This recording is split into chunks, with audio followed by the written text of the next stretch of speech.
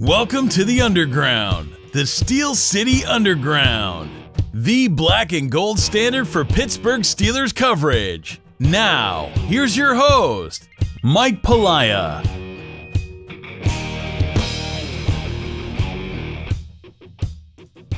Welcome everybody to another edition of Steel Nation Radio, brought to you by Total Sports Enterprises. I'm Mike Pelaia of SteelNationAssociation.com, where we cover the Steelers 24/7 while bringing you, the Steeler fans, together in an effort to raise money for Children's Hospital of Pittsburgh.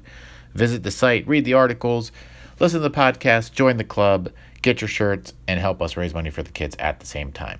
As you know, I also write for SteelCityUnderground.com, so go check out all the articles there by all the talented columnists who cover the Steelers, the AFC North, and a whole lot more all day, every day. But let's get into it. So I was expecting this to be a different show than it's going to be, as I spoke to you all last week. We very well know that the Steelers played Jacksonville for the second time this season in the playoff game and lost 45-42 in what to me is a very shocking defeat. Certainly unexpected and obviously very disappointing. I predicted a close game. However, I predicted a low-scoring game, and I predicted a Steelers victory.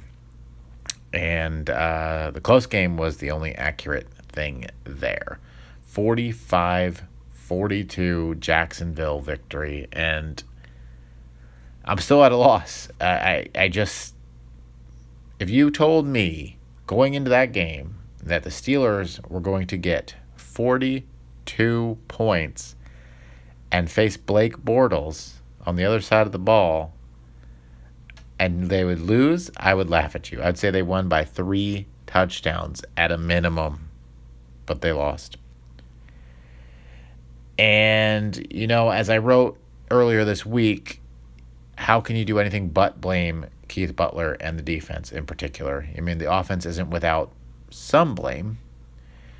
Roethlisberger with the early pick and the turnover return for a touchdown, the fumble return for a touchdown certainly didn't help, and there's an argument to say that that was the difference in the game, sure. But when Roethlisberger throws for, 469 yards, 5 touchdown passes, and that lateral that he threw to Bell that obviously doesn't count in his stats, Roethlisberger is far from the person to blame. Far from the person to blame. The defense, what can you say? You gave up 45 points to just a not good quarterback. I mean, I don't have any other way to put it. Blake Bortles is not a good quarterback. And the schematics of that team, all you had to do was stop Leonard Fournette and the rushing attack. Now, I know that's easier said than done, but how can you not do that? You know that's what Jacksonville wants to do. They know that their quarterback is not going to beat you. He does not have the ability. He only completed in this game 14 passes out of 26 attempts. Now, it ended up being 214 yards because the Steelers don't know how to tackle, and 3rd down and 5 in the fourth quarter turned into 40-yard gains, but it was a screen pass for 40 yards. The defense was atrocious. I've said it in my article. I'll say it again, and I'll probably say it 10 times throughout this show. Keith Butler should be fired. It is inexcusable to have that team show up or not show up in that fashion. They should be playing this week in New England, and if they lost the game to New England in New England, okay, you're no worse for the wear. You're exactly where you were a year ago, and you try to build on that. This season, because of this loss, in my opinion, became a failure. And I know that's hard to say after winning 13 regular season games, winning the division, and getting the first round bye. They didn't win a playoff game. They're a step behind where they were last year. They didn't get the rematch with New England, and they, once again, rightfully or not, depending on how you look at that call in the regular season, didn't beat New England. They are worse than they were last year in terms of how far they advanced. You can't argue it. It's the AFC Championship game last year. It's the divisional round this year, and last year they won 2 playoff games to get there. They were 0-1 in the playoffs this year with a home game against the Jacksonville Jaguars led by a pathetic Blake Bortles. Now, that defense at Jacksonville Sports is a great defense, but Ben and the rest of that team, AB, by the way, phenomenal, exposed them for 42 points, and they were driving all over them, specifically in the second half. The defense couldn't get a stop when it needed to. Multiple times, the Steelers got it within a touchdown. Multiple times. But they couldn't get off the field, specifically on third down. The Jags ran for 164 yards. 109 of those by Leonard Fournette, a 4.4 average. But going into the game last week, I had mentioned Blake Bortles can run a little bit. He had run for 87 yards the week prior against Buffalo. Now, he only put it down 5 times this past week against the Steelers, but for an average of 35 yards, a long of 16. And then TJ Yeldon had another 5 carries for 20 yards. So their team average yards per carry was 4.7 yards per carry. You don't need to throw the ball when you average 4.7 yards per carry. It's ridiculous. It is ridiculous. They didn't get pressure on Bortles when he did drop back. They didn't create any turnovers. They certainly didn't stop Fournette. I don't know what they were looking for. There's a lot of chirping that there were some missed schemes and things like that. And, maybe they didn't point any fingers at anybody, but perhaps Sean Spence is to blame there. And obviously things are much different if Ryan Shazier is healthy, but he's not. And you can't count on him ever playing again. Let's just hope the guy walks sometime in his lifetime again, let alone get on that field. You have to move on with life without Ryan Shazier. They did not adequately prepare for that before the Shazier injury because the fact that it's very simple. They didn't have somebody that they could trust to play in that spot already on the roster. They had to go get Sean Spence off the street, and he became a starter on this team. Think about that for a second. Spence became a starter off the street, and you're expecting him to be the guy to close the gaps on Fournette? I'm sorry. That was ill-planned for an injury. The lack of depth cost them. Yes, Shazier is a dynamic player, and he's irreplaceable in a lot of ways, but he could have been replaced a little bit more adequately than Sean Spence off the streets had you been more prepared. That being said, they weren't. And where they really weren't prepared was with Keith Butler and the schematics of that defense. How in the hell they let Fournette run all over them, knowing that all you have to do is stop the run because Blake Bortles can't beat you? I don't understand. How in the hell you lose 30-9 in October by this same exact format, defense and running against you? You lose by 21 points at home. You run your mouth about how you're going to play New England twice, and you're going to get them in the AFC Championship game, and then you don't back that up, especially the defense, Mike Mitchell, who's been running his mouth for a while, and you don't do it. And then they say that Mitchell was outside of the Jaguars' locker room before the game screaming that you're going to know who I am, you're going to know who I am. Yeah, they know who you are. You're the jackass that said you were going to play the Patriots a second time, and you couldn't back it up. Mike Mitchell, what did you do in this game? Nothing. You had 5 tackles. Great. Congratulations. Good luck playing for your next team. You're no good anymore. I don't know what to tell you. If you're going to run your mouth and create problems, you're no good anymore. Your statistics would indicate that you're not that good anyway. And it's time for the Steelers to move on from you. And we'll talk about those decisions a little later into the offseason. I'm not going to get down that road right now. But what I am going to continue to talk about is this just pathetic defensive performance. It is mind-boggling to me that they gave up that 45 points to Jacksonville. By the way, in an extremely cold temperature day in Pittsburgh. Home game, cold temperature, Florida team came up to Pittsburgh, and quite frankly, they beat you. Handily, I might add. Couple things there to continue on. Mike Tomlin, you're not without blame on this thing at all. One, it comes out that you're the man who calls the quarterback sneaks or at least gives the go-ahead on those 2 4th and 1s. Maybe you don't do that in the regular season. Fine. But this is a one-and-done scenario, sir. What are you doing? You have a 6'5", 250 pounds or so quarterback who's 18 of 19 in his career on 4th and 1, and you don't do it in a win or go home scenario? You do a pitch back, Todd Haley, a 4th and 1, you pitch it back 4 yards. I don't care if you've got Le'Veon Bell. No one's going to do that. And if I'm not mistaken, it was to the short side of the field nonetheless. And then the next one, you call a pass down the field. What are you doing? And by the way, the first one was down 14-0 on Jaguars 20. Kick the field goal, get the points. You think you don't want those 3 points now? You might still be playing. I don't get it, Tomlin. I don't get it, Haley. I don't understand. And Ben says he can't check out to it. There's no way he can check out to it in an audible. It's not in the playbook. So there's nothing that can be done. He had to call what the play was. Can't check out of it. I understand the regular season. Like I said, you don't want to get him hurt. Fine. But in a win or go home scenario, you're already down in the first case 14-0. And you choose to pitch it back 4 yards rather than send your quarterback, who's 18 of 19 in his career, for 1 yard. I don't understand. That was a game changer right there. That cost you to go down 21-0, by the way. Now, again, that would go back to the defense allowing a freaking 80-yard drive. But point being, you got to get the first down with Ben or kick the field goal. Get the points. Going down 14-3 at that point wasn't that bad.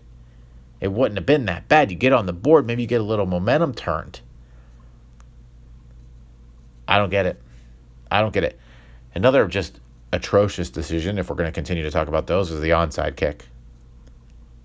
It's the onside kick. You're down 42-35. You clawed all the way back to within 7 points again. You got 2:18 on the clock, I believe it was, with 2 timeouts and a 2-minute warning. And Blake Bortles on the other side of the field. And you choose to do an onside kick. You know, first of all, that Boswell is a bad onside kicker. He just is. We've seen it. But my God, Boswell, in the clutch, how are you kicking it 4 or 5 yards and not at least 10 to 15? I'd rather you lose it 15 yards back than 5 yards up, which is a penalty, which gives Jacksonville 5 more free yards. All they had to do was gain 9 more yards, kick the game-winning field goal, done. Now, Boswell, that part is on you for a horrible kick, but really, the larger scale, that's on Tomlin for calling the damn thing. Kick the ball off, and even though your defense was awful, you know that on the other side of the ball, they're not going to throw it with Bortles inside of their own 30-yard line. They're not. They're going to do run, run, run. And if they get the first down, it's over. If they don't, they're kicking it to you, and you've got one of the most clutch quarterbacks in the league on the other side who's been slinging the ball all over the field, especially in the second half, down by 1 touchdown. Best receiver in football, best running back in football on your side. I'll take those chances. You might get it with, a minute 20 left and have to go 70 yards, but I'll take those chances. The minute you went for that onside kick and it was Jacksonville ball, the game ended. The game ended. Horrible, Tomlin. Now, there's some rumors that some of the stakeholders within the Steelers ownership are going to lobby Art Rooney to have Tomlin fired. They're not going to fire Mike Tomlin. You can't justify firing Mike Tomlin. You can't. And I haven't supported him over the years like others, but even I'll admit you can't and won't fire Mike Tomlin. He's never had a losing season. He's won 2 consecutive division titles. They won 13 games and they got the bye. I'm saying the season was a failure because they didn't advance, but you can't fire Mike Tomlin. However, you can force him to fire the coordinators, or in Todd Haley's case, not bring him back. A lot of people don't want Haley back. I'm not as big on the fire Haley bandwagon as some. I think he's prolonged Ben Roethlisberger's career. I think that you can see the improvement from the time Arians left to the time Haley has been here. I'm certainly not a fan of his personality in a lot of ways. I'm certainly not a fan of a lot of his play calls. But I think Ben's a general on the field anyway, and I'm not concerned whether Haley stays or goes. I mean, if he goes, whatever, fine. They'll be fine. They'll probably promote Randy Fitchner. If he stays, I don't think it's the end of the world, as long as Roethlisberger's okay with it. Now, if Roethlisberger says, I want him out of here, then fine. But he's publicly not going to say that. And he's publicly said that he has no problem with him, and he wants him to stay. What's he going to say, though? But Butler, he has to go.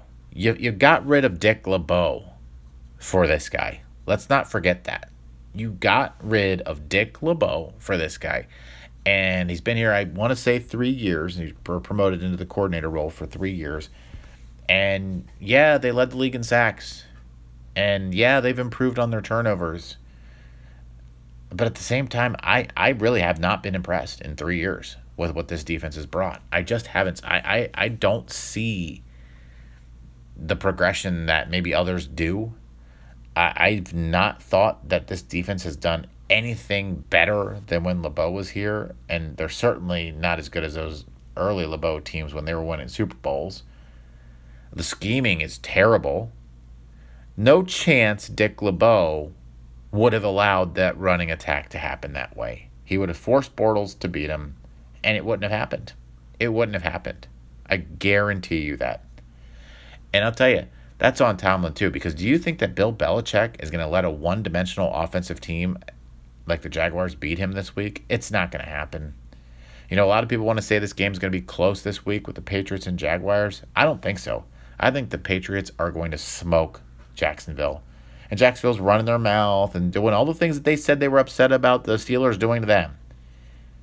Keep running your mouth, Jacksonville, because Tom Brady and Bill Belichick and Gronk and the Patriots are coming, and they're probably going to wipe the floor with you. And I don't want the Patriots to win the Super Bowl. I don't want Jacksonville to win the Super Bowl, so I'm rooting for the NFC. Probably Minnesota at this point. But, I mean, God, Jacksonville, you make it hard to want you to win. You really do. It's hard. I wish that the stadium would just implode on Sunday. We don't have to see either of them win. It's not going to be the case, and Jacksonville's going to get embarrassed. They're going to get embarrassed. And the Steelers should have been there, and that's the upsetting thing. And it's going to be hard to watch. I don't even know if I will watch it, quite honestly, because I'm going to be sitting there thinking the Steelers should be in this game. And guess what? The Steelers could beat the Patriots. They could have beaten the Patriots. They looked past them. They looked past them because Mitchell was running his mouth. Le'Veon Bell was tweeting. They were coming out saying stupid things, and guess where that comes from? The top. Because in November, before the Steelers had even faced the Patriots, Mike Tomlin comes out in a public interview and says, hey, we all know that we're going to face the Patriots twice. We should win the championship. Yeah, you can think that. You can't say it, but you can think it. If you say it, your players think they can say it. And look what's happening. You're sitting at home. You're sitting at home. And oh, how about this, Tomlin? Week 17 against the Browns, try playing your starters for a quarter or a half. They came out a little bit flat, and that could have cost them too. Roethlisberger wasn't on point in the beginning of that game. The offense wasn't moving the ball in the beginning of that game. You only lost by 3 after being down by 21. Would you like to have some of that timing back, Tomlin? I said that then. Roethlisberger said that then. He didn't want to sit. Some things need to change this offseason, and they better start now. They need to bring back the key guys. They better get rid of some of these key guys that are costing them, specifically in the coaching staff. And I'm saying it again, fire Keith Butler, find someone else, and get this team where they need to be, because this window is closing, and it's closing fast. Roethlisberger committed to 18. There's some rumors that he'll play for 3 more years. I don't think so. Maybe he will. Maybe he won't. That'd be great. But you know you have him for 1 more year. This window is shut the minute he retires. And it's got 1 more year minimum, maybe up to 2 or 3. But that's not a lot of time. You need to do what you need to do now to win. Because in a couple of years, when he's out of here, you're rebuilding. And Tomlin is wasting it with these decisions and keeping these coordinators. And I hope that he can show some of the bravado and just arrogance that he shows on every other occasion inside of the games with these decisions to fire these guys. Because he thinks he's so great at everything else.